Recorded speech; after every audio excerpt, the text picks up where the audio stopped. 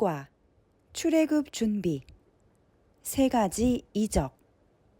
출애굽기 4장 2절로 4절 말씀과 6절로 9절 말씀. 출애굽기 4장 2절로 4절 말씀. 여호와께서 그에게 이르시되 내 손에 있는 것이 무엇이냐? 그가 가로되 지팡이이나이다. 여호와께서 가라사대 그것을 땅에 던지라.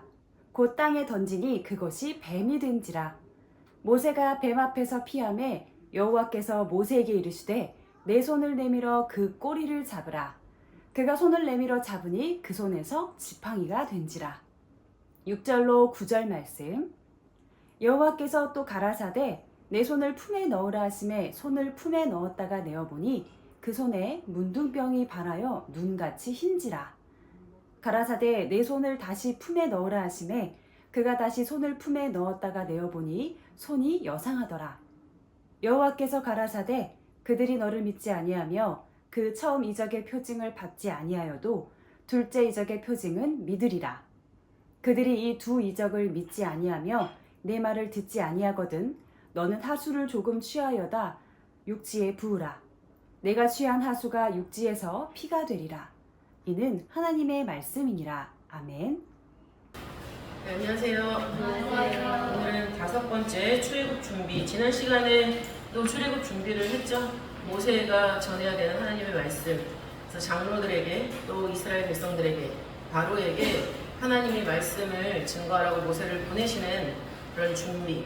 또 그것을 하기 위해서 모세도 준비시키시는 그런 역사에 대해서 우리가 공부를 했습니다. 오늘은 세 가지 이적에 대해서 함께 은혜를 나누도록 하겠습니다. 세 가지 이적은 본문에서 우리가 읽었던 것과 마찬가지로 첫 번째 이적이 나타나죠. 첫 번째 이적은 바로 지팡이가 뱀이 되었다가 다시 지팡이가 되는 그런 역사가 기록이 되어 있는데 출애굽기 4장 2절부터 4절에 기록을 하고 있어요.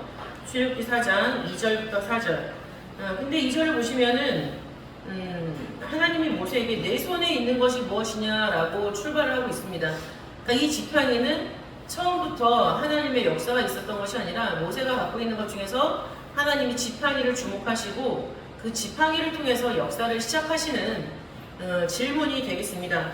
그랬을 때 지팡이다라고 모세가 대답을 했을 때 하나님이 그걸 던지라라고 했죠. 그래서 모세가 그 다음에 무슨 일이 일어날 줄 예측을 못하고 던지라고 하니까 던졌어요. 근데 던졌더니 그게 뭐가 됐어요? 뱀이 됐다라는 거죠. 모세가 얼마나 깜짝 놀랐을까요? 그 앞에서 황급하고 다급하게 피했습니다.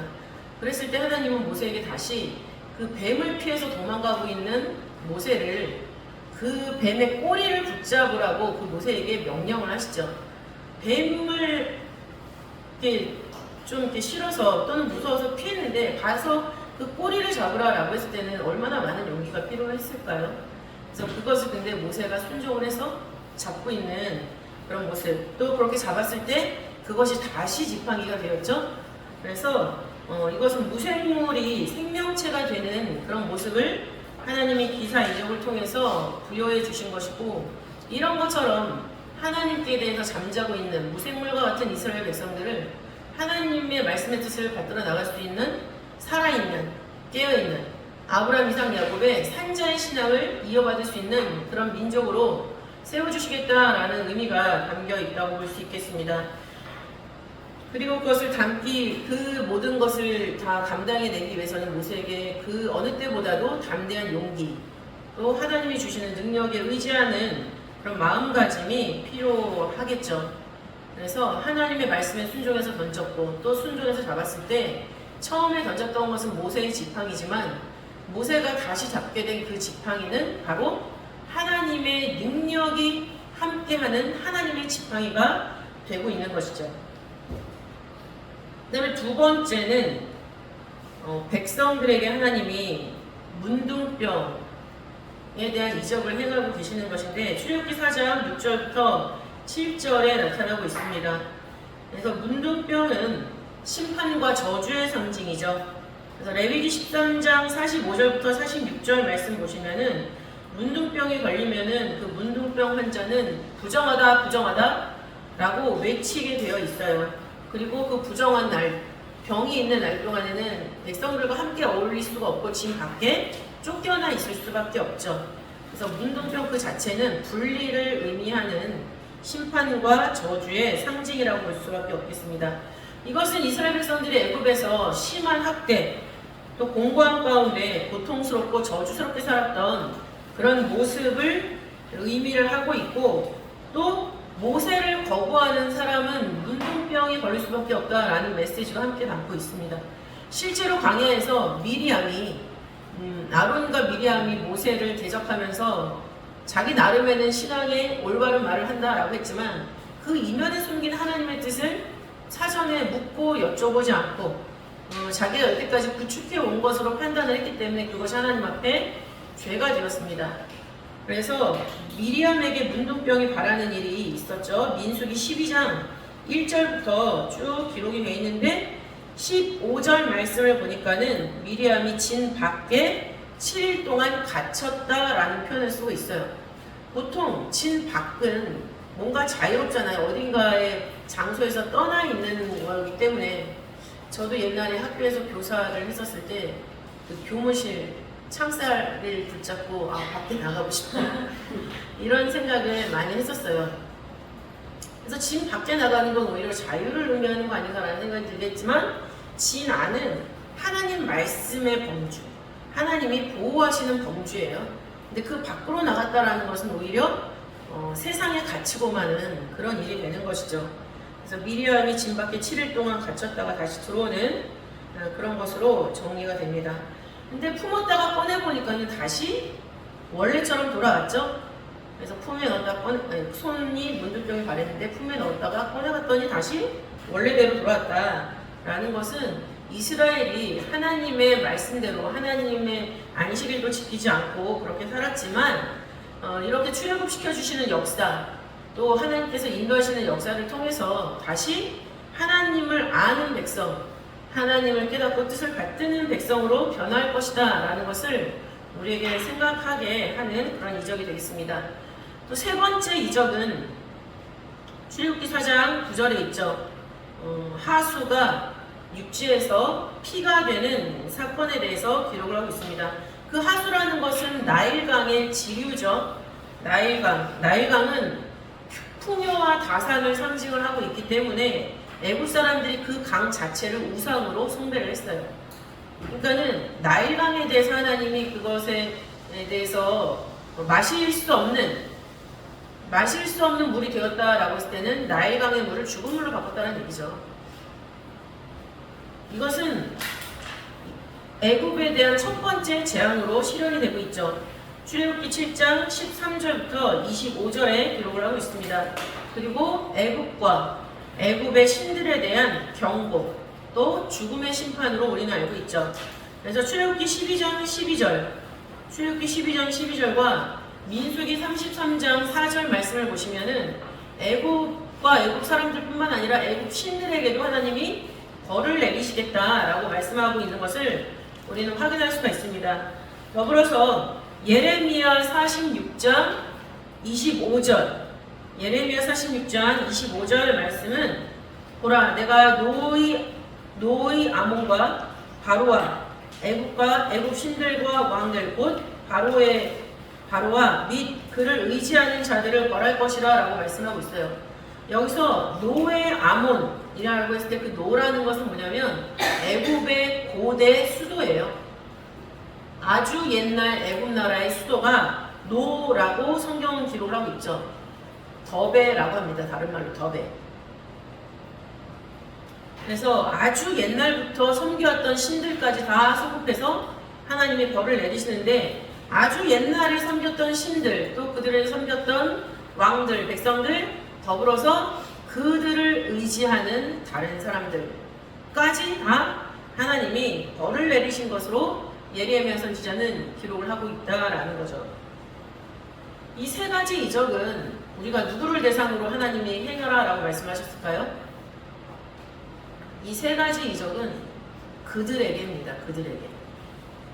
그들에게라는 것은 출애굽기 4장에 보면은 이 재앙에 대한 말씀을 하시면서 그들에게 해라라고 했는데, 그 4장 1절에서 나오는 그들에게, 근데 그들에게는 뭐냐면 출애굽기 3장에 기록된 그들이죠. 그러면 출애굽기 3장에는 뭐가 있었냐? 처음에 말씀드린 것처럼 이스라엘 백성들에게, 장로들에게, 바로에게가 되는 거예요. 그러니까 이 이적은 바로 왕 앞에 가서 행해라라는 게 아니라 일단은 이스라엘 전 백성 앞에서 이 이적을 행해야만 하는 거죠. 그리고 두 번째는 바로 앞에서 이 이적을 행해야 돼요. 근데 성경에 기록된 거를 보면은 이 세 가지 이적을 백성들 앞에서 다 행했죠. 출애굽기 4장 29절부터 31절 말씀을 보시면은 아론이 여호와께서 모세에게 명하신 모든 말씀을 전하고 백성 앞에서 이적을 행하니 백성이 믿었다라고 말씀하고 있어요. 그래서 이 세 가지 이적은 아론을 통해서 이스라엘 백성에게 다 행해졌다라는 것을 알 수가 있죠. 그러면 이 세 가지 전부 다 바로 앞에서 행해졌는가? 그렇지 않습니다. 바로 앞에서는 첫 번째 이적과 세 번째 이적만 행해진 것으로 출애굽기 6장 또 7장에 보면은 연달아서 기록을 하고 있죠. 그러면 이 세 가지 이적이 우리에게 주는 구속사적 의미가 무엇인가? 라는 것을 우리가 알아야 되겠습니다. 단순히 10가지 재앙을 시작하시기 전에 하나님이 맛보기로 세 가지 이적을 주셨다라고 생각을 한다면 우리는 성경을, 하나님의 마음을 너무나도 모르고 있는 사람들입니다. 그래서 이 세 가지 이적을 실행하신 이유에 대해서 생각을 해볼 텐데, 첫 번째, 이 세 가지 이적은 하나님이 모세에게 주신 신임장이에요. 신임장. 이 세 가지 이적에 대해서 원로 목사님께서, 구속사 시리즈 저자이신 박윤식 원로 목사님께서는 1979년, 그 다음에 1983년, 82년, 딱 이 세 해에 거듭해서 이 내용에 대해서 그냥 집중적으로 설교하신 그런 내용이 있었습니다. 근데 그 내용을 딱 보면서 아 진짜 이런 거를 여태까지 모르고 확실한 근거 없이 대충 믿었구나 라고 해서 저도 많이 회개를 했는데, 그 말씀을 이제 정리를 한 거죠. 첫 번째가 이 세 가지 이적은 모세에게 주신 신임장이다. 모세의 지팡이였는데 그게 하나님의 능력이 더함으로 말미암아 하나님의 지팡이가 됐죠. 그러니까 모세가 들고 있는 지팡이는 하나님이 보내셔서 내가 이 앞에 서 있습니다 라는 하나님의 신임장을 들고 서 있는 그런 거라는 거죠. 그래서 하나님께서는 그 지팡이, 뱀이 되었던 지팡이를 다시 지팡이로 만들어 주시면서 출애굽기 4장 17절 말씀에 너는 이 지팡이를 손에 잡고 이것으로 이적을 행할지니라.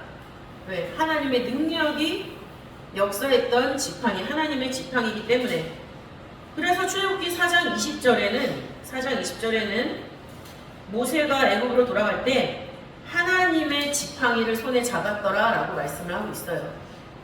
또 다른 새로운 지팡이를 하나님이 만들어서 깎아서 주신 것이 아니라 모세가 원래 목자장으로서 양들을 치는 그런 역할을 감당하고 있었던, 항상 손에 잡고 있었던 그 지팡이에 하나님이 능력을 주셔서 이제는 하나님의 능력을 붙잡고 가고 하나님의 말씀을 붙잡고 가고 하나님의 보호를 붙잡고 가는 그런 하나님의 지팡이가 되고 있는 것이죠. 그리고 두 번째, 세 가지 이적의 구속사적 의미는 무엇이냐? 바로 이 세 가지 이적은 하나님의 인입니다. 인이라는 것은, 우리가 인 맞는다라는 것은 이제 소속과 그 다음에 보호를 다 같이 의미하는 것이죠. 그래서 구약 때는 할례로 나타났고, 또 시대마다 노아 때는 역청, 방주에 발랐던 역청, 그 다음에 모세 이때는 또 세 가지 이적을 통해서 우리한테 주신 게 있지만, 홍해 건너가는 것도 할례 받는 것, 세례 받는 것. 그래서 할례, 세례, 인, 이거는 같은 의미를 가지고 있다라고 생각을 하는데, 우리가 세례를 받을 때는 성부, 성자, 성령의 이름으로 세례를 받잖아요. 그래서 하나님의 인 역시 성부, 성자, 성령의 역사를 내포하고 있다라는 것을 말씀하고 있는 거죠. 그러면은 이 세 가지 이적이 하나님의 인이라면은 각각 어떻게 성부 하나님의 인, 성자 하나님의 인, 성령 하나님의 인일 것인가? 먼저 지팡이가 뱀이 되는 이적은 하나님의 인이 되겠습니다. 성부 하나님의 인. 첫 번째로는 모세에게 신임장을 주시면서 모세에게 인치시는 역사죠. 모세에게 먼저 하나님이 인을 치셨고 그 다음에 지팡이가 뱀이 됐잖아요. 지팡이가 뱀이 되었다라고 했을 때 여기서 우리는 두 가지 의미를 생각을 할 수가 있어요. 먼저 지팡이라는 것은 식물이잖아요. 나무를 깎아서 만들었겠죠. 그 아론의 쌍난 지팡이를 보니까 이 나무의 재질은 뭐였어요? 살구나무였단 말이에요. 그래서 그 나무는 식물이었다. 근데 그 식물이 뭐가 됐어요? 뱀, 동물, 움직이는 게 됐어요. 그렇죠?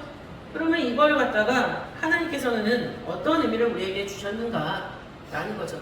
창세기 3장에서 우리는 생각을 해볼 수가 있죠. 창세기 3장에 생명나무가 나오죠. 그래서 하나님의 능력, 하나님의 말씀, 이것을 모세가 손으로 잡고 갔다라고 했을 때 그 지팡이는 바로 창세기 3장의 생명나무를 상징한다라고 알 수가 있습니다. 그래서 잠언 3장 18절 말씀 보시면은 잠언 3장 18절 말씀 보시면 지혜는 그 얻은 자에게 생명나무라 지혜를 가진 자는 복되도다 라고 말씀하고 있어요. 근데 이것을 공동번역에서 보면은 지혜는 붙잡는 자에게 생명의 나무가 되고 붙잡는 자에게 지혜를 잡는 사람에게 행복을 준다.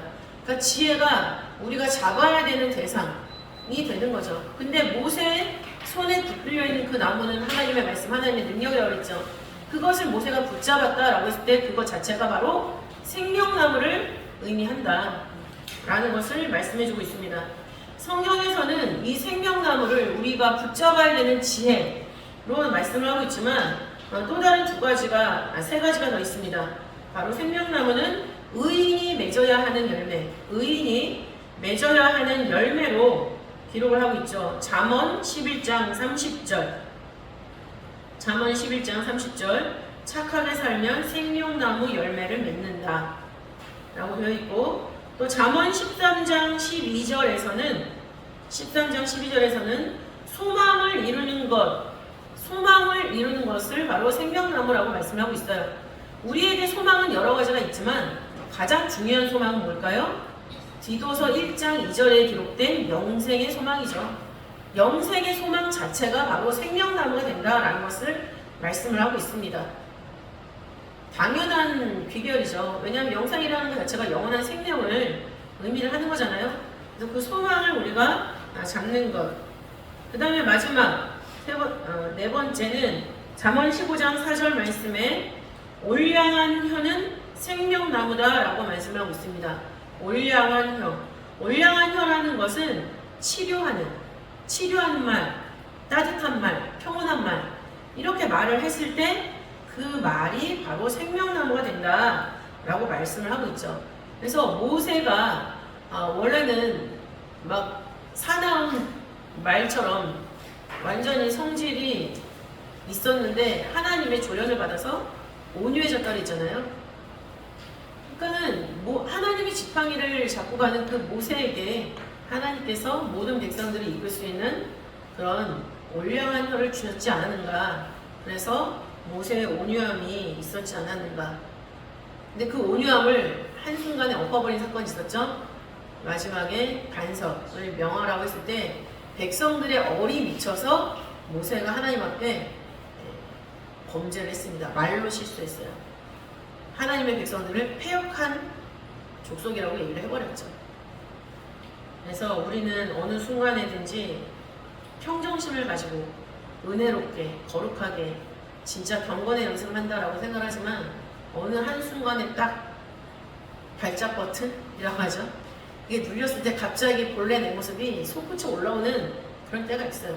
그러나 그런 때조차도 우리가 잠잠하고 이렇게 다스려야 된다라는 것을 다시 한번 깨닫게 되죠. 그래서 모세가 든 지팡이를 생명나무라고 한다면 모세가 든 그 지팡이를 던졌을 때 만들어진 뱀이 있죠? 그 뱀은 뭐가 되겠습니까? 동물성이니까 움직이는 것 중에 찾아보면은 바로 노뱀이 대신 예수 그리스도를 생각을 할 수가 있죠. 예수님이 생명나무입니다. 결과적으로는. 그래서 모세가 던져서 만들어진 그 뱀이라는 것은 바로 예수 그리스도다. 근데 그 뱀이 애굽의 술객들이 만들어 온 뱀을 잡아먹었어요. 뭡니까? 하늘의 뱀이 땅의 뱀을 잡아먹는다. 하늘의 지혜가 땅의 지혜를 잡아먹는다. 라는 의미가 되는 것이죠. 그래서 민수기 21장 9절에 백성들이 범죄해서 뱀에게 막 몰리고 있을 때 모세가 노뱀을 만들어서 들었죠. 그래서 그걸 쳐다보는 사람마다 살았습니다. 근데 그것이 뭐에 예표가 됐어요? 예수님이 십자가에 달리는 사건으로 예표가 되면서 예수님을 바라보는 사람들이 구원을 받게 되는 그런 예표가 되죠. 그래서 예수님도 그것을 인용을 하셨습니다. 요한복음 3장 12절부터 15절 말씀을 보시면은 특히 14절에 모세가 광야에서 뱀을 든 것 같이 인자도 들려야 하리니 하면서 그 모세가 들었던 노뱀을 예수님이 자신에게 비유를 하고 있는 것을 볼 수가 있죠. 그래서 모세의 손에 하나님이 들려준 그 지팡이는 바로 생명나무고 또 그것이 우리에게 뭐가 되었어요? 예수 그리스도가 되었다라는 것. 이 모든 역사를 하나님이 주도하고 진행을 하신 거죠. 그래서 이 지팡이가 뱀이 된 사건은 바로 하나님, 성부 하나님의 인치시는 역사가 되겠습니다. 그렇다면 술객들, 애굽의 술객들이 지팡이를 던져서 뱀이 됐죠. 그러면 그것을 우리가 창세기 3장과 비교해보면 뭐가 될까요? 그 술객들이 잡고 있었던 지팡이는 선악을 알게 하는 나무가 되겠습니다. 선악을 알게 하는 나무.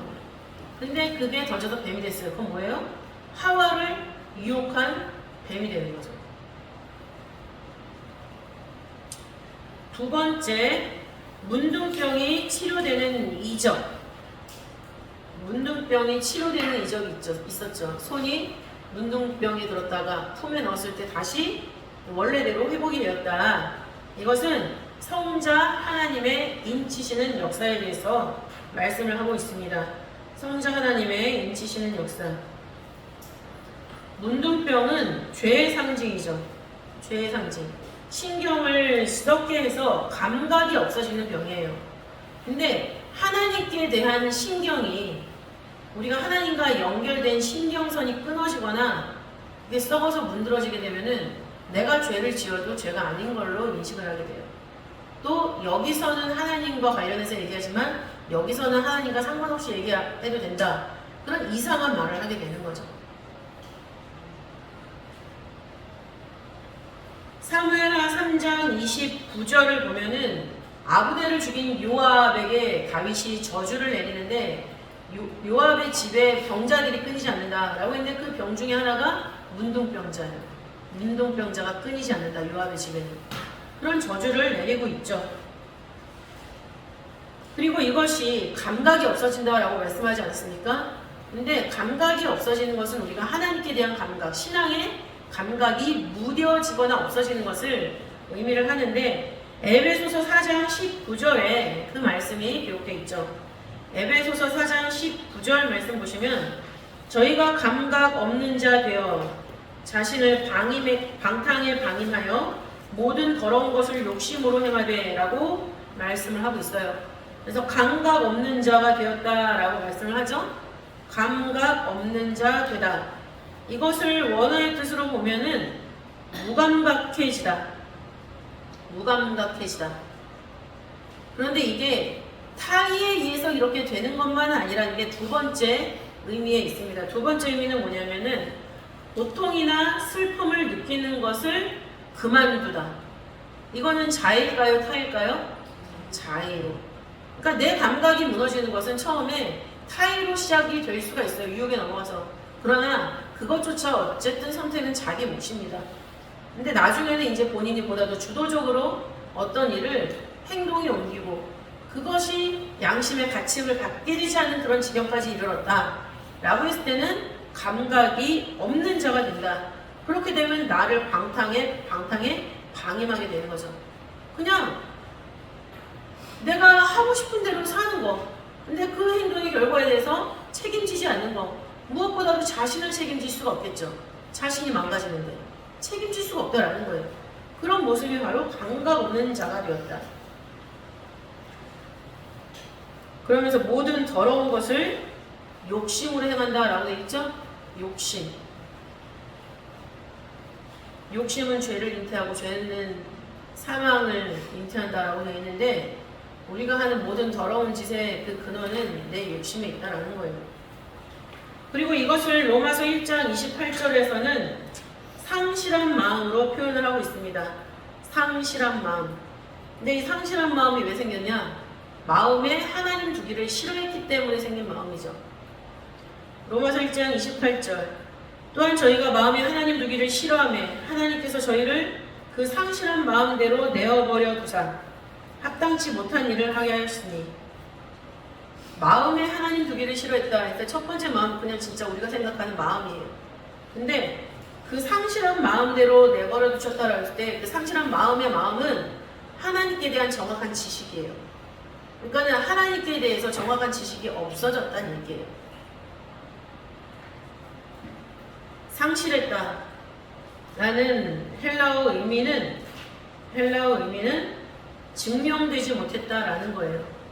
하나님을 믿는 믿음의 모습을 가지고 있는데 그 믿음의 모습이 삶 가운데 증명되지 못했다라는 거죠. 이건 뭐냐면 이거는 하나님과 관련돼서 하는 거고 저거는 아니고, 이게 내 삶에 분리가 돼 있어서 그래요. 우리의 모든 삶이 다 하나님의 창조권 안에서 사는 거잖아요. 그러니까 아주 사소한 것도 그거는 하나님이 함께 해주시기 때문에 우리가 사는 거니까, 하나님 기준이 없는 생활이라는 것은 단 한 군데도 없어요. 단 한순간도 없는 거죠. 그걸 인식하고 우리가 삶 가운데 숨쉬고 살고 움직이고 이렇게 살아야 된다는 거예요. 근데 여기서는 하나님의 뜻대로 살아야 되고 저기서는 아니고, 이게 되면은 자기를 증명할 수가 없어요. 표리부동한 삶이 되는 거죠. 그런 모습이 바로 문둥병과 같은 그런 모습이다 라는 거죠. 근데 그 문둥병이 어디에 나타났었죠? 손에 나타났죠. 모세 손에 나타났습니다. 그러면 하필 왜 손일까요? 왜 손일까요? 선악을 알게 한 나무의 실과를 손으로 따먹었잖아요. 그래서 손입니다. 결정적이란 얘기죠. 눈으로 봤으니까 눈에도 날 수도 있고, 먹으려면 발로 걸어갔으니까 발에도 날 수 있는데, 결정적으로 그거에 터치를 하고 입으로 가져간 건 뭐예요? 손이라는 거죠. 그러니까 우리가 손으로 하는 많은 일에 대해서 이게 죄인가 아닌가를 생각을 하고, 죄인 거는 손으로 하면 안 된다는 거죠. 손이 결정적이다. 창세기 3장 6절을 보면은 따먹고 남편에게도 줬죠. 갔다가. 그래서 손에 문둥병이 바란 것이다. 근데 그것을 예수님이 품으셨을 때 깨끗해진다라는 거죠. 선악을 알게 한 나무의 실과 하나님의 말씀을 불순종해서 죄악된 인간들이 다 되었지만, 예수님의 십자가 보혈로 말미암아 우리가 거듭날 수 있는 거잖아요. 그것을 하나님이 미리 모세에게 주신 세 가지 이적 중에서 문둥병이 바랬다가 그 품에 넣었을 때 다시 원래대로 회복하는 그것을 통해서 미리 하나님이 우리에게 보여주셨다라는 것을 말씀하고 있습니다. 에베소서 2장 12절부터 13절 말씀을 보면은 너희는 그리스도 밖에 있었고 이스라엘 나라 밖의 사람이라 라고 말씀하고 있어요. 밖에 있는 사람이다 라는 거는 친분 관계에서 밀려났다라는 얘기예요. 친분 관계에서 밀려났다라는 것은 원래 친분이 없었다라는 뜻일까요? 아니에요. 친분이 있었어요. 있었는데 하나님께 대해서 무감각해지다 보니까는 하나님도 그럼 너는 점점 순위가 밖으로 밀려나는 거야. 이렇게 되는 거죠. 그러다가 분리가 되는 거예요. 우리가 뭐가 끊어질 때도 힘이 팽팽하게 가해지다가 어떤 마지막 한순간에 칙 하고 끊어져 버리잖아요. 그랬던 우리가 전에 멀리 있던 너희가 그리스도 안에서 그리스도의 피로 가까워졌느니라. 십자가 사건이죠. 근데 어디에서요? 그리스도 안에서 안에서 가까워졌다. 다시 원래대로 회복되었다라고 말씀하고 있는 거죠. 이것을 에베소서 2장 16절에서는 십자가로 하나님과 화목하게 된 사건으로 말씀을 하고 있습니다. 그래서 예수님이 이 땅에 오셔서 문둥병자 고쳐주신 사건들이 많잖아요. 마태복음 8장 2절부터 4절, 마가복음 1장 40절부터 45절, 누가복음 5장 12절부터 16절 같은 현장을 조금씩 변형을 주면서 기록한 문둥병자를 고쳐주신 사건이 되겠습니다.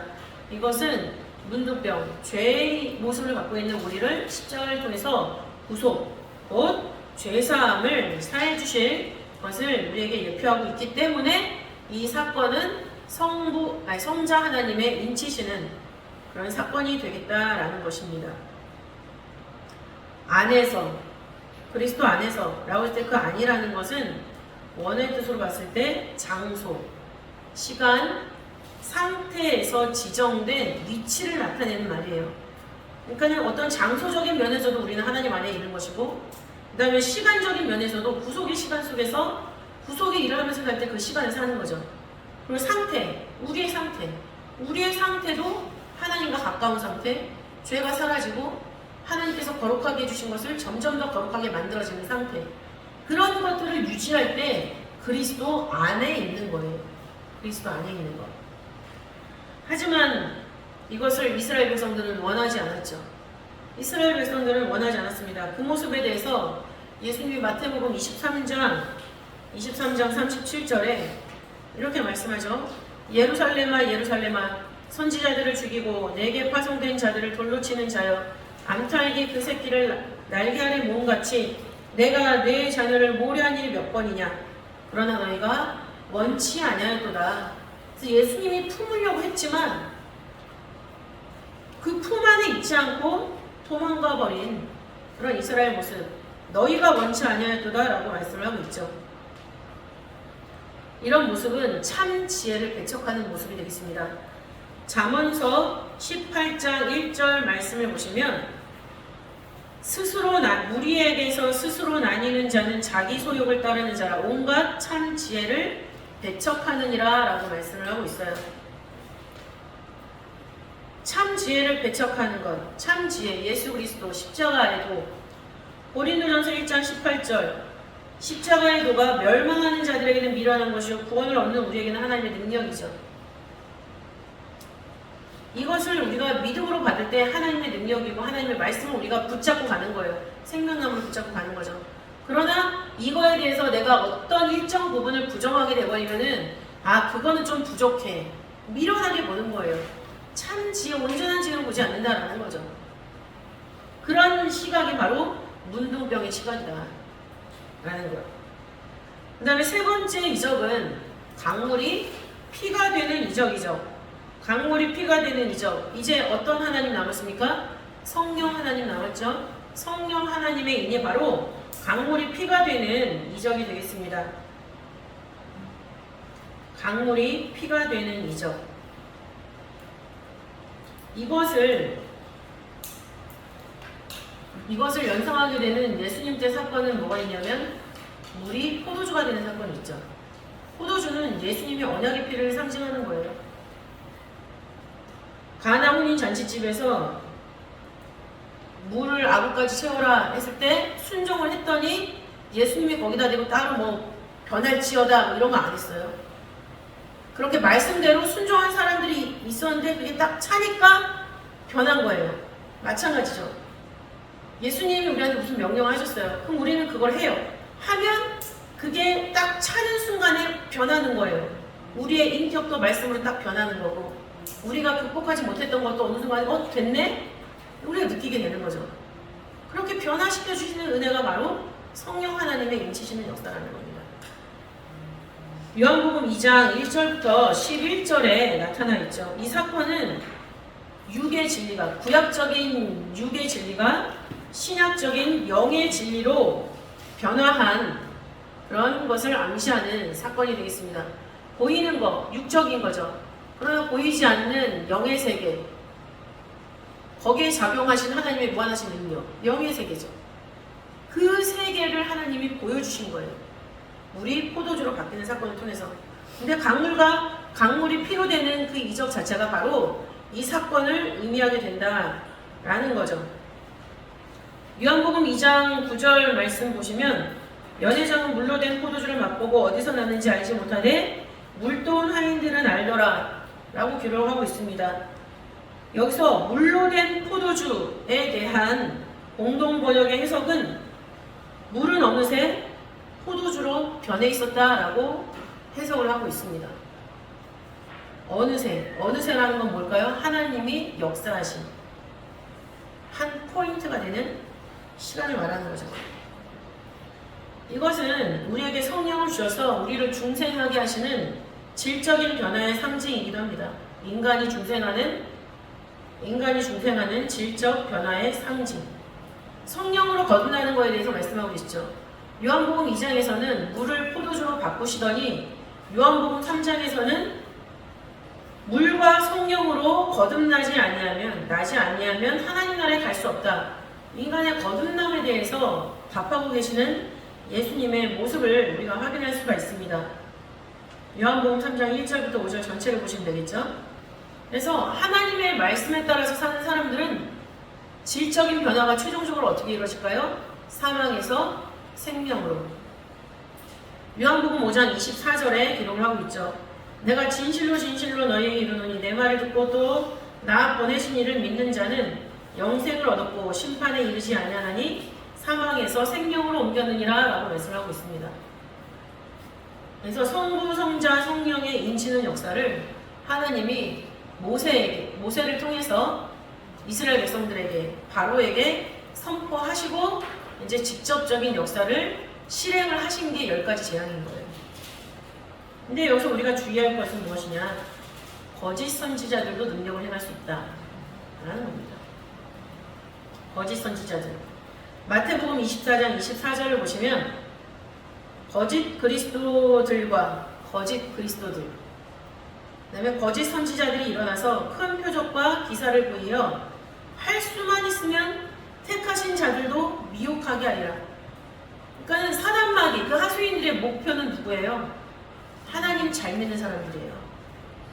하나님 잘 믿는 사람들이 타겟이 돼서 그 사람들을 유혹하고 뻐꾸러뜨리고 망쳐버리는 게 하나님의 목표란 얘기예요. 그러니까 그런 사단마귀가 미혹하려고 했을 때 틈을 주면 안 된다라는 거죠. 아주 작은 틈, 사람 눈에 보이지 않는 틈이라도 있기만 하면은 뱀은 그거를 틈 타고 들어온다라는 거. 계시록 13장을 볼 때에도 땅에서 올라온 짐승, 바다에서 올라온 짐승이 이적을 행하죠. 근데 똑같은 말씀을 하고 있어요. 일단 이 땅에서 올라온 짐승은 새끼양처럼 자신을 둔갑합니다. 새끼양, 예수님처럼 어린 양, 거짓 선지자, 거짓 그리스도, 적그리스도를 말하는 거죠. 근데 말하는 거 보면 용처럼 말하죠. 계시록 13장 1절부터 14절 보시면 나와 있고 14절 보시면은 이적을 행함으로 땅에 거하는 자들을 미혹한다라고 말씀하고 있습니다. 그러니까 이들이 이 기사 이적을 계속 하는 이유, 또 하는 척하는 이유, 이런 것들은 다 미혹하기 위해서인데 여기 딱 찍어서 뭐라고 말씀하고 있어요? 땅에 거하는 자들을 미혹한다. 그럼 우리가 땅에 거하지 않으면 되겠죠. 하늘에 거하는 사람들은 건들 수가 없다라는 거예요. 땅에 거한다, 하늘에 거한다, 신앙의 차원을 말하는 거죠. 세상의 가치관과 혼잡돼서 사는 그런 교회 다니는 사람들은 땅에 거하는 자들이에요. 근데 이 땅에서 살지만 땅의 가치관과 혼잡되지 않고 하나님의 가치관으로 세상을 사는 사람들은 땅에 살고 있지만 하늘에 거하는 자들이 되는 거죠. 그러니까 우리의 가치관이 그만큼 중요한 거예요. 어느 때는 하나님의 가치관으로, 어떤 부분에 대해서는 땅의 가치관으로, 이건 절대 있을 수가 없는 일이에요. 그거는.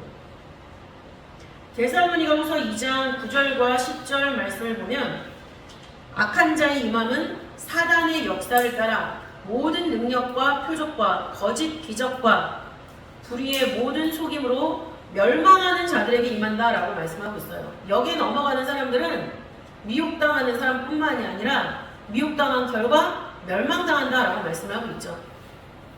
그러니까 이거를 우리가 잘 구분해야 된다는 거예요. 구분하려면 하나님의 지혜를 받아야죠. 근데 그 지혜가 꾸며지잖아요. 그러면 선악을 아는 지혜가 되는 거예요. 가짜 지혜. 근데 진짜 말씀을 기준으로 내가 장착하게 되면 하늘의 지혜, 참 지혜가 되는 거죠. 뱀의 지혜를 따르는 거죠. 그러나 우리는 예수님의 지혜를 따르는 거라는 겁니다. 그래서 이거를 우리가 잘 구분해야 된다. 그럼 어떻게 구분하냐? 특징이 있습니다. 다 같이 야고보서 3장 14절부터 18절 말씀 읽겠습니다. 야고보서 3장 14절부터 18절 말씀.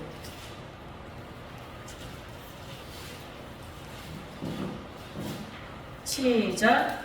그러나 너희 마음속에 독한 시기와 다툼이 있으면 자랑하지 말라. 진리를 거스려 거짓하지 말라. 이러한 지혜는 미로부터 내려온 것이 아니요 세상적이요 정욕적이요 마귀적이니 시기와 다툼이 있는 곳에는 요란과 모든 악한 일이 있음이니라. 오직 위로부터 난 지혜는 첫째 성결하고 다음에 화평하고 관용하고 양순하여 긍휼과 선한 열매가 가득하고 편벽과 거짓이 없나니 화평케 하는 자들은 화평으로 심어 의의 열매를 거두느니라 라고 말씀하고 있죠. 여기 보면은 거짓 지혜와 참 지혜를 구분하고 있습니다. 나쁜 악한 지혜, 참 지혜를 위로부터 난 지혜로 설명을 하고 있죠. 그래서 악한 지혜가 있는 곳에는 독한 시기와 다툼이 있어요. 독한 시기와 다툼. 시기는 젤러스, 좋게 말하면 열정이죠. 근데 나쁘게 말하면은 남편의 질투입니다. 뭐예요? 의처증. 의처증 걸린 사람들 미쳐 날뛰잖아요. 말도 안 되는 거 사실을 믿잖아요. 상상이 진실이 됩니다. 그런 사람이랑 산다고 생각을 해보세요. 끔찍하죠. 그런 식의 시기가 나타난다는 얘기예요. 그다음에 다툼. 다툼은 음모를 말해요. 음모. 항상 뭘 꾸미는 거죠. 무엇을 위해서? 자기가 원하는 것을 쟁취하기 위해서. 쟁투라고도 하죠. 그런 사람들이 있는 상태에는 항상 요란해. 요란하다라는 거는 불안정한 상태, 무질서의 상태를 말합니다. 불안정한 상태, 무질서의 상태. 그리고 악한 모습도 나타난다라고 되어 있죠. 악하다. 악한 거는 사악하다. 그냥 악한 게 아니라 아주 교묘하게 악하다는 얘기예요. 교묘하게. 언뜻 보면 아무런 일도 안 해요. 그러나 자세히 보면 그 저변에 그 상대를, 그 말을 받는 사람을 망치려는 괴계가 숨어있는 그런 식의 행동을 우리는 사악하다라고 얘기하죠. 대놓고 하는 게 아니라 음흉하게. 그러나 하늘에서 난 지혜는 그렇지 않다라고 말씀을 하고 있죠. 하늘에서 난 지혜는 성결하다라고 말씀했습니다. 성결, 존경으로 가슴이 설레다라는 뜻이에요. 너무 존경하면 우리가 그분을 만나본다라는 생각만으로도 막 두근두근 하잖아요. 그죠? 존경할 마다하다는 얘기죠. 관용이 있습니다. 관용. 공평성이 있고 공정하다는 얘기예요. 공평하고 공정하기 때문에 부드럽습니다. 그리고 양순하다라고 말씀하고 있죠.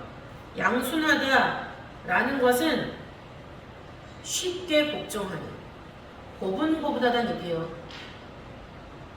뭐 하면은 일단 싫은데 이거 먼저 나오는 게 아니라 말하면은 순종하는 거죠. 모세도 얼마나 싫었겠어요.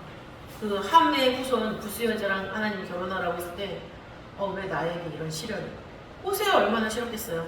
창녀였잖아요. 결혼했는데 계속 기어나가요. 근데 하나님 계속 데려다가 하래요. 같이 살래요, 아내로. 얼마나 싫었을까요? 그러나 한마디 표현하지 않고 순종했다. 양순했다라는 거죠. 이런 사람은 편벽됨이 없다라고 말씀하고 있죠. 편벽은 구분하기 어렵다라는 거예요. 근데 그렇지 않다라는 건 뭐예요? 구분하고 있다라는 얘기죠. 근데 거짓 지혜를 갖고 있는 사람은 언제는 이랬다, 언제는 저랬다예요. 똑같은 상황인데 언제는 A 반응을 하고 어떤 때는 B 반응을 한다는 얘기죠. 그러나 하나님 말씀의 기준 하나 변하지 않잖아요. 딱 갖고 있으면은 구별하기 어렵지 않아요. 구별할 수 있다라는 얘기예요.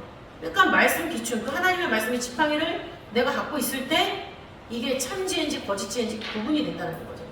그러나 내가 그 지팡이를 딱 놓는 순간 기준이 없어져 버려요. 그러면은 일단 머리에서 동공지진이 일어나겠죠. 머리에서 뇌가 지진이 나면서 그 불안 쪽에서 뭘 선택하게 되니까 실수가 나타나요. 넘어가기 쉽죠. 그리고 하늘의 지혜는 거짓이 없다라고 말씀하고 있습니다. 거짓이 없다라는 것은 가식이 없다라는 거예요. 가식이 없다, 위장하지 않는. 나를 상대방에 어떻게 보이려고 꾸미고 말을 뭐 어떻게 미사용을 도구하고 동원을 하고 평소에 나 같지 않게 어떻게 하는 거 있잖아요. 가증스러운 거 막 역겹고 토 나오잖아요. 그리고 진짜같이 보이게 하는 것. 이런 게 없다라는 얘기예요. 왜? 그 자체. 말씀의 기준이고 그 말씀의 기준 따라서 하나하나 실천하면서 살고 있기 때문에 그냥 그 사람은 안과 밖이 똑같은 거죠. 그리고 그 사람은 자신감이 있어요. 왜? 숨기는 게 없으니까. 안이 다르지 않으니까. 생각한 대로 행동하는데 그 생각의 기준이 하나님이기 때문에 누구를 상대해도 이게 막 불안하거나 막 세상 말 쫄리거나 이런 게 없다는 얘기예요. 당당한 거예요. 나는 진짜 하나님 앞에서 살려고 노력을 하기 때문에. 또 항상 다른 사람에게 채찍을 진다기보다 나에게 말씀의 채찍을 먼저 들이대는 그런 모습을 갖고 있기 때문에 세상을 향하여서 담대할 수가 있는 것이죠. 로마서 12장 2절 말씀을 보시면 너희는 이 세대를 본받지 말고 오직 마음을 새롭게 함으로 변화를 받아 하나님의 선하시고 기뻐하시고 온전하신 뜻이 무엇인지 분별하도록 하라 라고 하나님이 우리에게 요구하고 계십니다. 분별하다라는 것은 검사 후에 진짜라고 인정하다, 입증하다라는 거예요. 매 순간 우리는 이것이 도대체 하나님의 지혜인지 땅의 지혜인지 이 현상이 무엇 때문에 나타난 건지 끊임없이 고민을 합니다. 그러나 기도하면서 그것이 과연 하나님께서 주신 뜻인가? 반드시 분별을 하라, 입증을 해라, 증명을 해내라 라고 요구하고 계세요. 근데 이걸 증거를 해낼 때 하나님이 우리에게 주신 그 선택지의 정답을 기록해 나가는 그런 과정이 되겠죠. 그래서 저도 3가지 이적 구속사 시리즈에 있는 내용, 처음에 제가 개요처럼 쭉쭉 말씀드린 거가 구속사 시리즈에 있는 내용이에요. 근데 이 내용에 보다 더 깊은 의미가 있지 않을까라고 생각해서 말씀을 찾아보니까 이런 말씀들을 만나게 되었습니다. 이런 말씀들을 만나게 되면서 진짜 하나님의 말씀은 창세기부터 계시록까지 우리에게 요구하신 그 한 가지가 절대로 변하지 않는구나. 그 뜻은 진짜 일정하시고 하나님이 정하셨으니까 진행하시는구나 라는 그런 믿음을 다시 한번 갖게 되었습니다.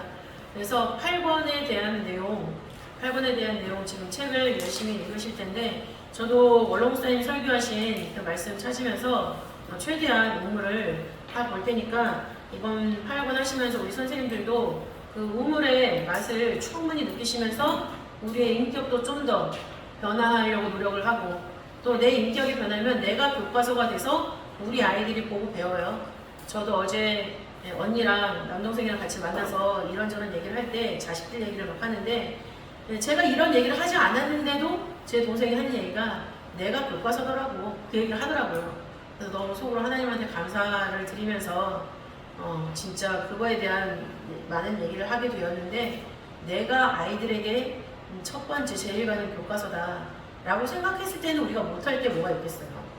근데 가장 좋은 교과서는 뭐냐면 말씀을 기준으로 실천하는 교과서예요. 근데 그 교과서가 되는 가장 좋은 기준을 우리는 가지고 있다는 얘기죠. 성경책. 그 성경책을 진짜 쉽게 풀어서 기록해 주신 누구나 남녀노소 뭐 피부색 상관없이 읽을 수 있는 책인 거잖아요. 구속사 시리즈. 그리고 우리는 보다 더 특별한 은혜를 받았습니다. 이미 한국에서 한국말로 말씀을 우리가 들을 수 있다는 거. 또 이걸 연구해서 함께 나눌 수 있다는 거. 그래서 저는 어린이 성교회는 진짜 독보적이라고 생각을 합니다. 너무나 독보적이고 이 독보적인 장소에 있을 때 진짜 최대한 뿌리를 깊이 내려서 그 생명수의 말씀을 내가 흡수를 하고야 만다. 그걸 됐을 때는 여기에 소속돼 있었던 의미와 가치를 하나님도 인정을 하시겠죠. 그게 우리의 독해마죠. 우리가 검사에서 시험에서 진짜라고 인정받는 그런 시간이 된다라는 것을 믿으시기 바랍니다. 기도하시고 봉헌하시겠습니다. 사랑과 은혜가 풍성하신 아버지 하나님 감사드립니다. 아버지 출애굽을 준비하시는 하나님의 그 심정이 아버지 창세로부터 계시록에 이르기까지 또한 창조 세계로부터 또한 이 세상의 마지막 끝날 새하늘과 새 땅으로 변화될 때까지 아버지의 말씀의 뜻은 변함이 없다라는 것을 저희들 다시 한번 깨닫게 하시니 감사드립니다. 아버지 첫 번째 이적을 통하여서 아버지 말씀의 지팡이를 가지고 말씀의 기준을 가지고 살기를 원하시는 그 뜻, 또한 두 번째 이적을 통하여서 아버지 예수 그리스도를 통해서 원죄, 유전죄, 자범죄 모두를 사해 주시고 아버지 말씀의 창조의 본래의 모습으로 우리를 만들어 주셨다라는 그 뜻, 또한 이제 앞으로의 우리에게 주신 모든 삶을 통하여서 저희들의 인격이 질적으로 변화하고 땅에 속해 있는 것이 아니라 하늘에 속한 자로서 살아야 된다라는 그 뜻, 이 모든 뜻을 통하여서 우리들에게 영원한 생명을 허락하신다라는 것을 깨닫게 하셨사오니 아버지 하나님 이 뜻을 저희를 저버리지 아니하고 아버지 말씀의 기준으로 선과 악을 분리해내면서 악을 버리고 선을 취하며 또한 더 나아가서 하늘의 지혜로 땅의 지혜를 삼켜버리고 마는 그런 놀라운 역사를 감당해내는 우리 모두가 될 수 있도록 인도하여 주시옵소서. 이렇게 살아가는 저희들의 모습이 우리 아이들에게 또한 믿지 않은 많은 사람들에게 아버지 말 삶의 표본이 되고 교과서가 되고 아버지 말 사방으로 진동하는 그리스도의 향기가 되는 줄 믿사오니 아버지 하나님 저희들 열심히 부단히 노력하여서 아버지 하나님께 향한 좋은 의미의 열정이 항상 아버지 더하여 주실 수 있도록 붙잡아 주셔서 아버지께서 저희들에게 원하시는 모든 것을 이루고 아버지께 영광으로 돌려드리는 우리 모두가 될 수 있도록 인도하여 주시옵소서. 주신 모든 것에 감사하여 구원하는 가운데 있습니다. 아버지 하나님 적은 예물이지만 아버지 저희들 마음만큼은 하나님 앞에 풍성하게 드리는 줄 믿사오니 아버지 저희들의 마음의 진정을 보시고 아버지께서 저희들 하나님의 말씀의 뜻대로만 살 수 있도록 아버지 그름으로 말미암아 이 세상을 정복하고 다스리는 지혜가 넘칠 수 있도록 아버지께서 인도하시고 축복하여 주시옵소서. 감사드리오며 사랑이 많으신 예수님 이름 높이 받들어 감사 기도 올려옵나이다. 아멘.